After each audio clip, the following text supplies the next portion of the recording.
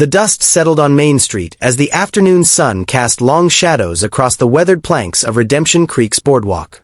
Margaret Sullivan stood at the edge of the wooden sidewalk, her worn boots barely visible beneath the faded hem of her rust-colored dress. The same dress she had worn to church every Sunday for the past 3 years, carefully mended at the seams where the fabric had begun to surrender to time and hardship. Her children stood on either side of her, their small hands clasped tightly in hers. Emma, barely 7 years old, wore a dress 2 sizes too large, inherited from a neighbor's daughter who had long since outgrown it. The blue-gray fabric hung loosely on her thin frame, tied at the waist with a piece of rope to keep it from dragging in the dirt. Thomas, 9 years old but small for his age, stood in breeches that had been patched so many times that the original fabric was nearly impossible to distinguish from the repairs.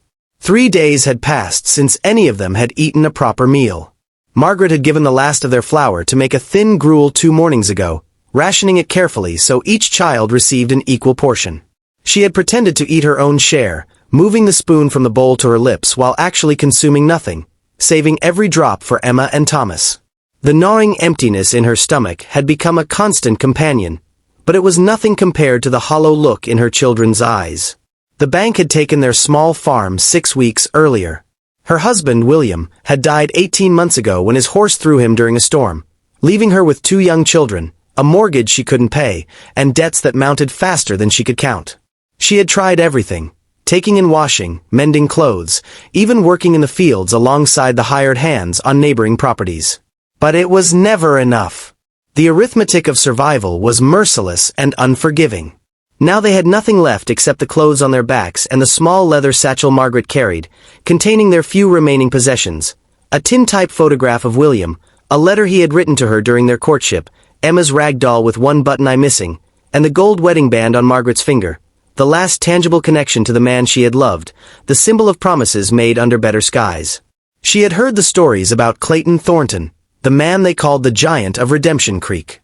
He owned the largest ranch in 3 counties, stretching across thousands of acres of prime grazing land. His cattle numbered in the thousands, and his horses were legendary throughout the territory. Some said he was fair but hard.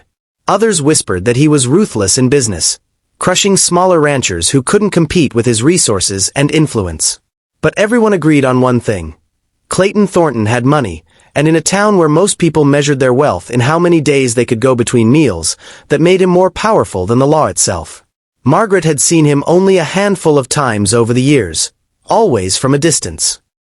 He was an imposing figure, standing well over 6 feet tall with broad shoulders that seemed to fill whatever space he occupied.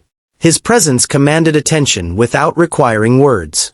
Men stepped aside when he walked down the street. Merchants offered him the best of their goods without being asked. He moved through the world with the confidence of someone who had never known real want, never felt the terror of watching his children go hungry while being powerless to help them. She had spent the previous night lying awake on the floor of the abandoned cabin where they had taken shelter after losing the farm, wrestling with the decision that had brought her to this moment. The wedding ring represented more than gold and promises. It was the last piece of William she could touch, could see, could hold in her hand when the loneliness became unbearable. Selling it felt like a betrayal, like erasing him from their lives completely. But Emma had cried herself to sleep from hunger the night before, and Thomas had stopped complaining about his empty stomach, which frightened Margaret even more than his tears. Children his age should complain. They should cry and protest and demand. When they stopped, when they became silent and accepting of suffering, something fundamental had broken inside them. She couldn't let that happen. She wouldn't. The Thornton Ranch office sat at the end of Main Street, a solid building constructed of brick and timber that spoke of permanence and prosperity. Margaret had walked past it a dozen times that morning, building her courage, rehearsing the words she would say. Each time she approached the door, her resolve faltered, and she continued walking, leading her confused children up and down the street until they finally asked if they could sit and rest. Now the afternoon was waning, and she knew that if she didn't act soon, another night would pass with her children going to bed hungry. She took a deep breath, squeezed Emma and Thomas's hands, and walked toward the door. The interior of the office was cool and dim after the bright sunshine outside. Heavy wooden furniture filled the space. A massive desk covered with ledgers and papers, chairs with leather upholstery, bookshelves lined with volumes about cattle breeding and land management. The walls displayed maps of Thornton's vast holdings, framed certificates from livestock associations, and a photograph of a younger Clayton Thornton standing beside a prize bull. The man himself sat behind the desk, his attention focused on a document he was reviewing. He looked up as they entered, his gray eyes taking in the sight of Margaret and her children with an expression that revealed nothing of his thoughts. Margaret's rehearsed words evaporated from her mind. She stood frozen, suddenly aware of how they must appear: thin, dirty, desperate. Emma pressed closer against her side, intimidated by the strange surroundings and the imposing man behind the desk. Thomas tried to stand straighter, attempting to project a confidence that his hollow cheeks and worn clothes contradicted. Clayton Thornton set down his pen and leaned back in his chair, studying them with the same careful attention he might give to livestock he was considering purchasing. The silence stretched between them, broken only by the ticking of a clock on the wall and the distant sounds of the street outside. Finally, Margaret found her voice, though it came out smaller and more fragile than she had intended. "Mr. Thornton, my name is Margaret Sullivan. This is my daughter Emma and my son Thomas." She paused, swallowing against the tightness in her throat. "We have not eaten in 3 days. I've come to ask if you would buy my wedding ring." She held up her left hand, where the simple gold band caught the light filtering through the window. Her hand trembled slightly, and she quickly lowered it, ashamed of displaying her weakness so openly. Thornton's expression remained neutral, but something shifted in his eyes, a flicker of something Margaret couldn't quite identify. He rose from his chair, and the full impact of his size became apparent. He was even larger than she had imagined, his frame built by years of physical labor despite his current position of wealth and power. He moved around the desk with surprising grace for a man of his stature and stood before them, looking down at Margaret and her children. "Your husband was William Sullivan? Had a small farm west of town?" Margaret nodded, surprised that he knew. "Yes, sir. He died last year. We lost the farm 6 weeks ago." Thornton was quiet for a long moment, his gaze moving from Margaret to the children and back again. "Take off the ring. Let me see it." With shaking fingers, Margaret twisted the band from her finger. It came off easily. She had lost weight over the past months, and the ring no longer fit as snugly as it once had. She held it out to him, and he took it carefully, examining it in the light. "It's not worth much," he said bluntly. "Maybe $10 if you found someone desperate enough to pay that." $10. It would buy food for a few weeks, maybe find them shelter, give her time to look for work. It wasn't much, but it was everything. Margaret felt tears burning behind her eyes but refused to let them fall in front of this man. "I'll take it," she whispered. "Whatever you think is fair." Thornton closed his large hand around the ring, and for a terrible moment, Margaret thought he might refuse, might hand it back and tell her to leave.